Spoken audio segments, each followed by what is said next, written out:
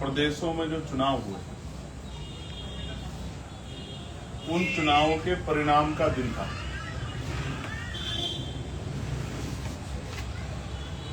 और आज परिणाम हमारे सामने, और परिणाम बहुत कुछ कह रहे हैं।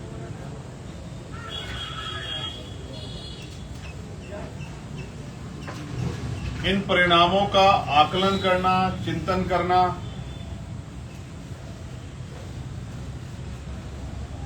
इन परिणामों से सबक लेना हर राजनीतिक दल की जिम्मेदारी। एक बड़ा सवाल ये आता है कि आजाद समाज पार्टी के आने से हमारे वोट बढ़ जाएंगे, हमारा नुकसान हो जाएगा, हम कमजोर हो जाएंगे, हम ताकत में नहीं आ पाएंगे। ये बहाने हैं उन लोगों के लिए जो काम नहीं करना चाहते। जो काम करना चाहते हैं उनके पास कोई बहाना नहीं है। इसका उदाहरण तमिलनाडु। तमिलनाडु में जो पार्टी 2 साल पहले बनी, 6 महीने के अंदर जिसने यात्रा, कार्यक्रम, पॉलिसी बनाकर अपनी पार्टी का पावर में आने पे पार्टी क्या करेगी ये बात लोगों तक पहुंचाकर, और तमिलनाडु जो वैचारिक आंदोलन की धरती है, जहां ईवी पेरियार नायकर स्वामी का आंदोलन, द्रविड़ आंदोलन इतना मजबूत है कि आज भी भारतीय जनता पार्टी जो देश की सबसे बड़ी पार्टी है, केंद्र में है, बंगाल का चुनाव जीत के उसको 1 सीट मिली है इंडिविजुअल तमिलनाडु में। वहां 2 साल पहले बनी पार्टी, जिस पार्टी के मुखिया का नाम है जोसेफ विजय चंद्रशेखर, इंग्लिश में वो लिखते हैं CJ विजय, यानी कि चंद्रशेखर जोसेफ विजय, ये उनके पिता का नाम। उस पार्टी ने अपने संघर्ष से उस आंदोलन की धरती पर अपनी पार्टी को प्रदेश की सबसे बड़ी पार्टी के रूप में स्थापित कर दिया। जहां एक तरफ लोग तरह तरह की चिंता कर रहे हैं, वहां आप ये समझिए कि पुरानी घिसी पिटी राजनीति से भी लोग उब चुके हैं। इसलिए नए संघर्षशील लोगों को तमिलनाडु जैसी वैचारिकी की धरती से मौका मिला। अगर तमिलनाडु में 6 महीने पहले से संघर्ष करने वाली 2 साल पहले बनी पार्टी अगर सत्ता की सर्वोच्च कुर्सी पर स्थापित हो सकती है, तो उत्तर प्रदेश में आजाद समाज पार्टी का चयन क्यों नहीं? महसूस करने की जरूरत है, समझने की जरूरत है, शक्ति लगाने की जरूरत है, संकल्प लेने की जरूरत है।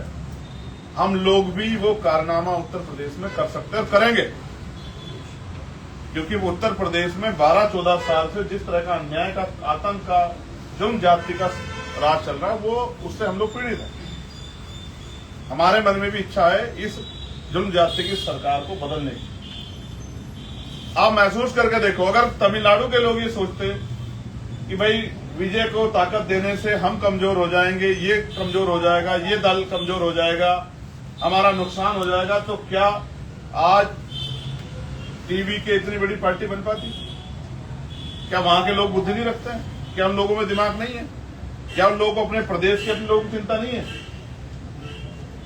लेकिन जनता बदलाव चाह रही है, और बदलाव सिर्फ सत्ता का नहीं, सत्ता के साथ उस व्यवस्था का भी जो आदमी से आदमी को लड़ाने का काम करती है, जो धर्म के आधार पर, जाति के आधार पर, क्षेत्र के आधार पर, लिंग के स्थान के आधार पर भेदभाव करती है और जुर्म जाति करती है। और जिस व्यवस्था में आजादी के 75 साल बाद भी हम लोग रोटी रोटी के लिए मजबूर हैं। रोटी, कपड़ा, मकान के अधिकार संविधान देता है, लेकिन क्या इससे व्यक्ति का बौद्धिक विकास और स्वाभिमान सम्मान के जीवन का निर्माण हो सकता है रोटी, कपड़ा, मकान से? तो जवाब यह है कि ये संभव नहीं। मैं आपको बताना चाहता हूं और आपके माध्यम से आजाद समाज पार्टी भीम आर्मी के एक कार्यकर्ता को और जो आज हमारे दल में नहीं उनको भी ये बताना चाहता हूं कि जब आप गांव में जाएंगे तो आपको लोगों को क्या बताना, क्योंकि आपकी बात को मीडिया नहीं दिखाएगी।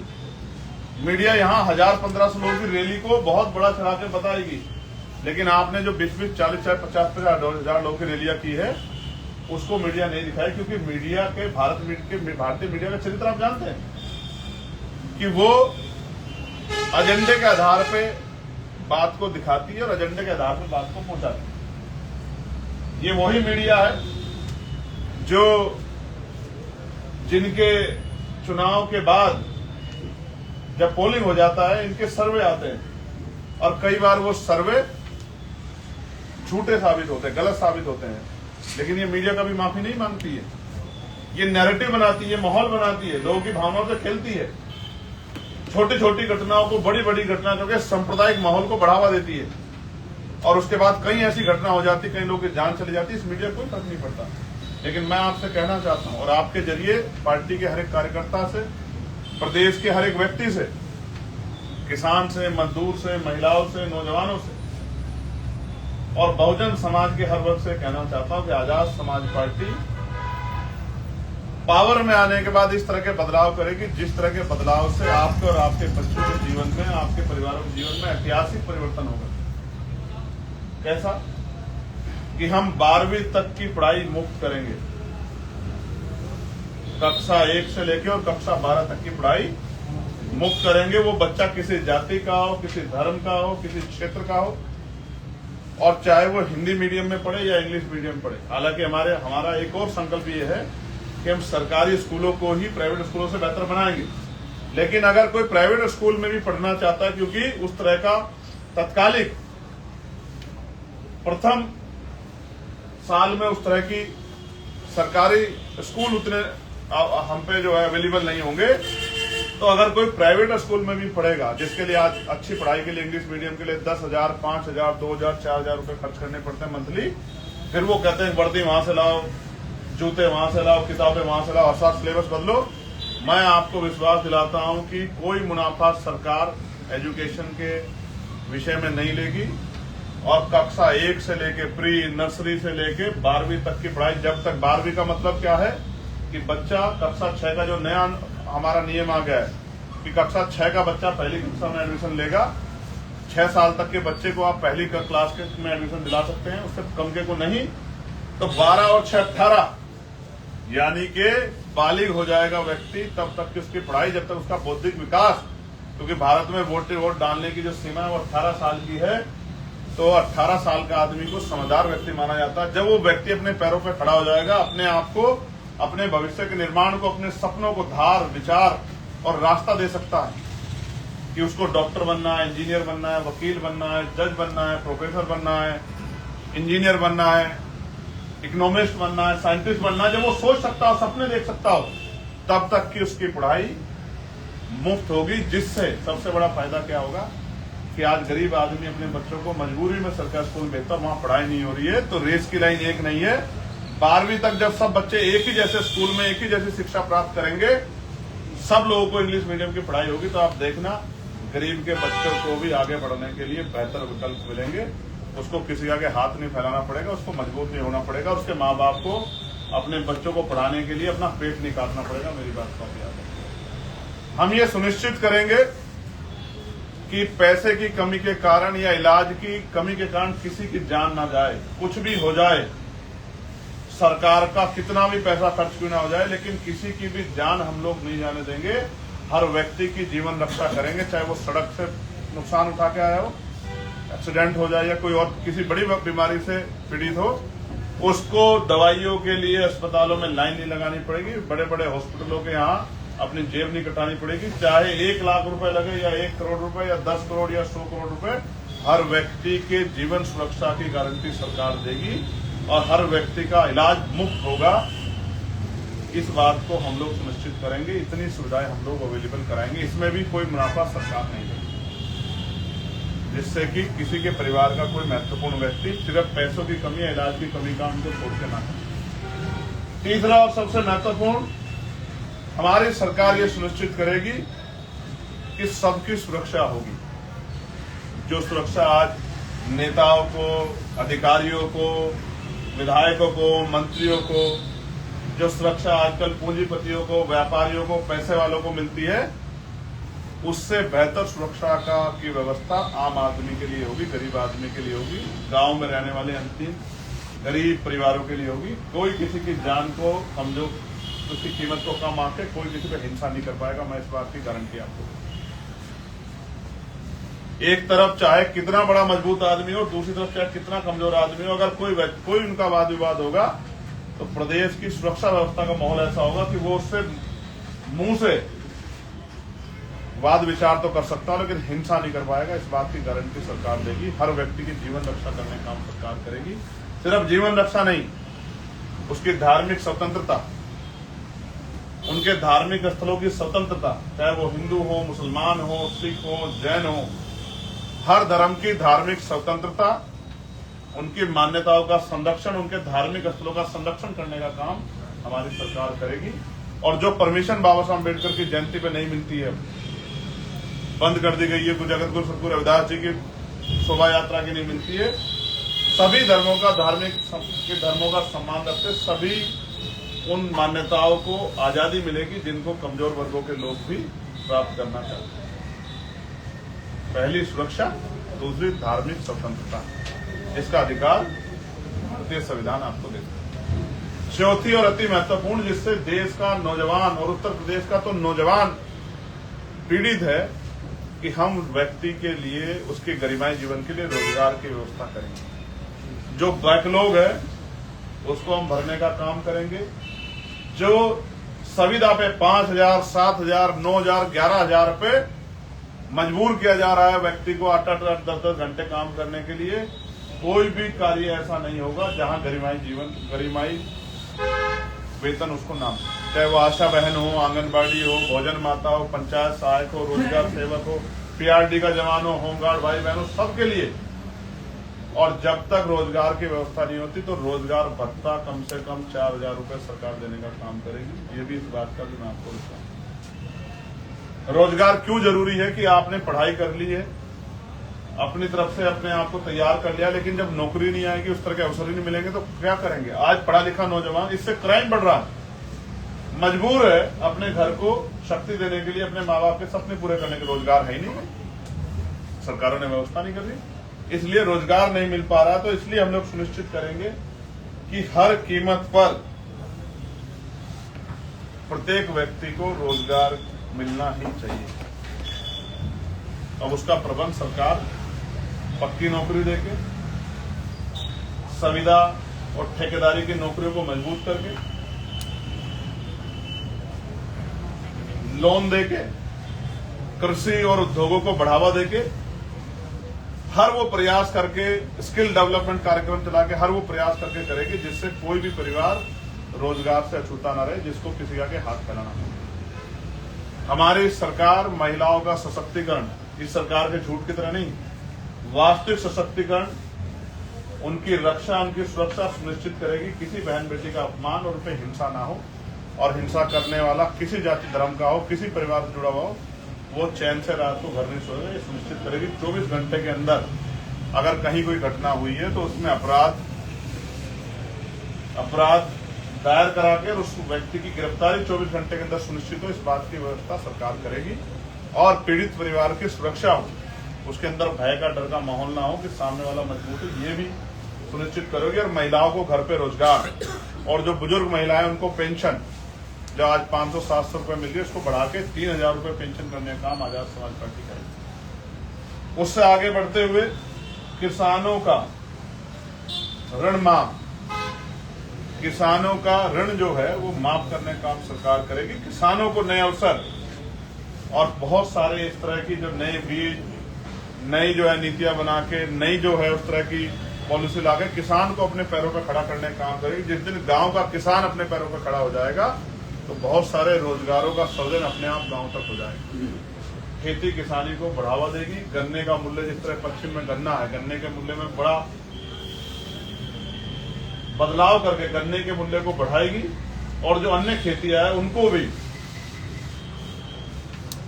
गवर्नमेंट खरीदने का काम करेगी उनकी फसल को, उसकी लीगल गारंटी देगी एमएसपी।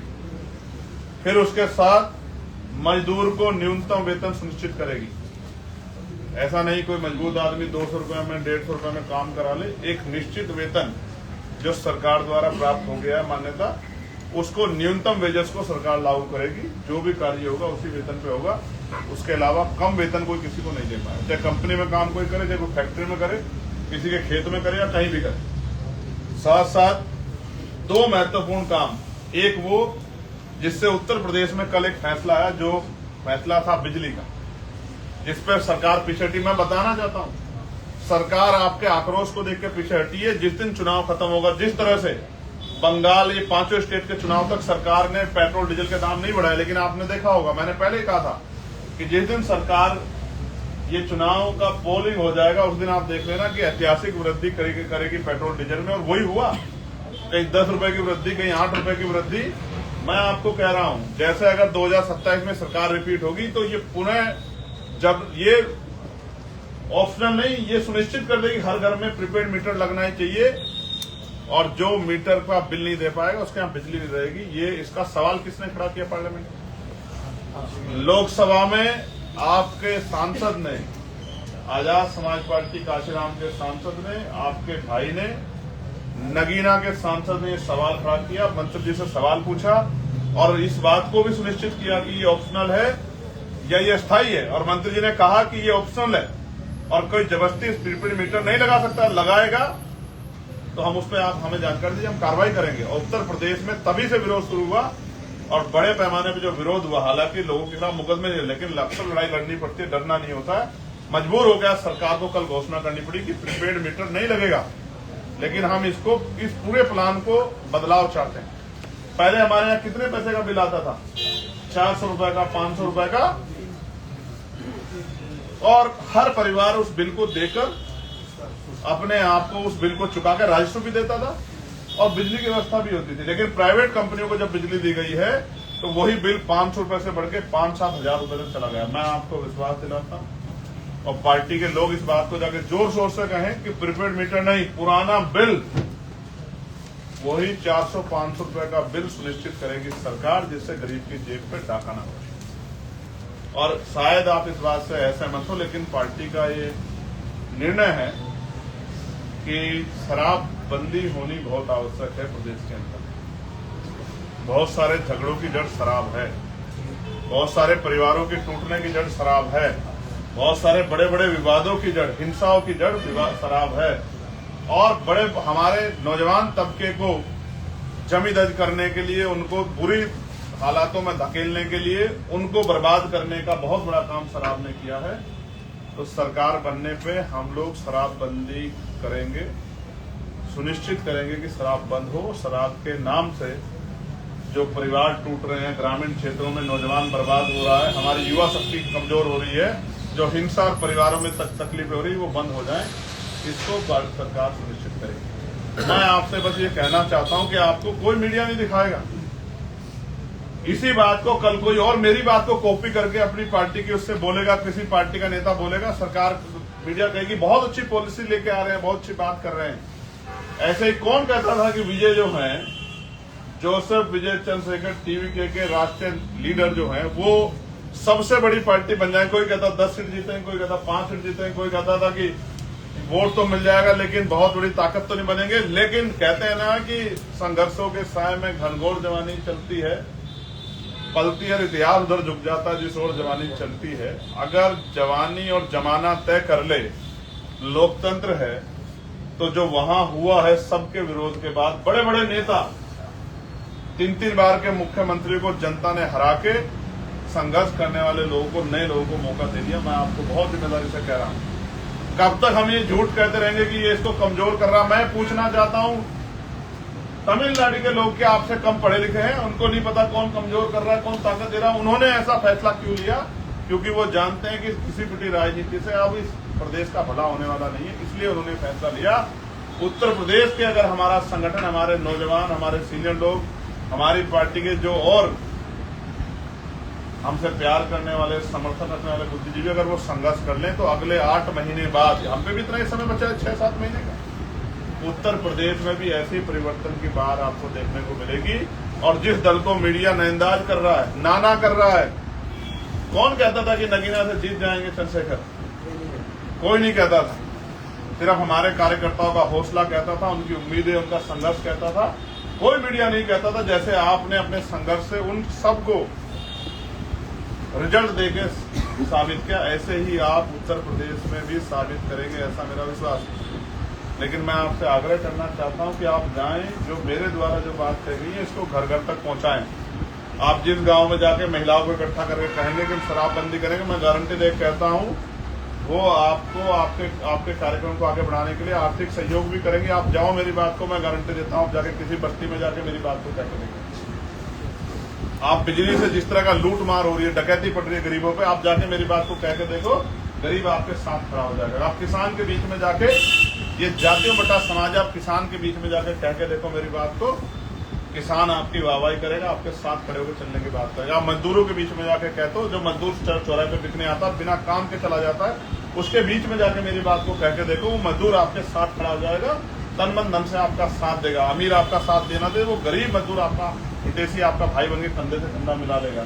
और अगर मेरी बात आप नौजवानों को, क्योंकि नौजवान बेरोजगारी का जो दर्द सह रहा है, अगर आप नौजवानों के बीच में ले जाओगे तो नौजवान आपके कंधे से कंधा मिला के अपने और अपने परिवार को आपसे जोड़ने का काम करेगा।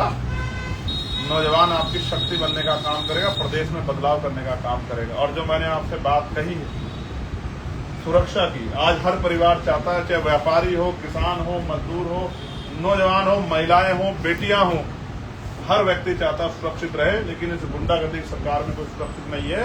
किसी का इनकाउंटर करते हैं, कहीं बुलडोजर चलाते हैं, किसी की धार्मिक आस्था को चोट पहुंचाते हैं, किसी को मारते हैं, किसी को पीटते हैं, किसी झूठे मुकदमे फंसाते हैं। जो बोलता है, चाहे मीडिया हो चाहे नेता हो, सबको झूठे मुकदमों में फंसा के कोर्ट में भी जबरदस्ती करते हैं।